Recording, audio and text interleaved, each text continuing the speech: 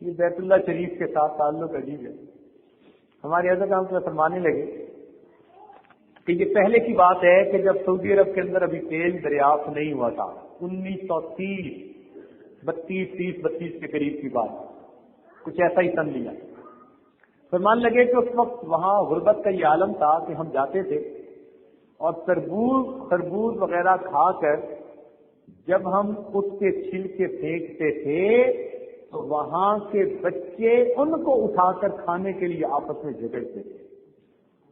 اتنی غربت تھی کہ حاجی لوگ جب تربوز یا خربوز کھا کر اس کے چھلکے پھینکتے تھے، ان چھلکوں کو اٹھا کر کھانے کے لیے وہاں سے مقامی بچے آپس میں جھگڑا کرتے تھے. اتنی غربت.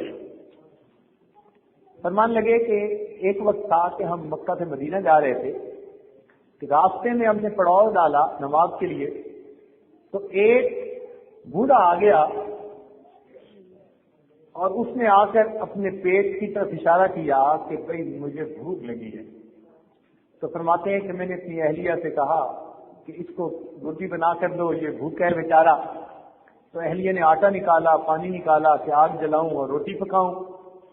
تو جب اس بوڑھے نے دیکھا تو اس نے اجازت مانگی اور آگے بڑھا اور اس نے ایک گلاس لیا، پیالہ، اور پیالے کے اندر اس نے کچا آٹا ڈالا اور اس کے اندر پانی ملا لیا اور کچے آٹے کو گھول کے اس نے پیا اور کہنے لگا کہ اتنی بھوک تھی، انتڑیاں اندر کاٹ رہی تھی، اب میں نے کچا آٹا پی لیا، اب میں روٹی کے لیے انتظار کر سکتا.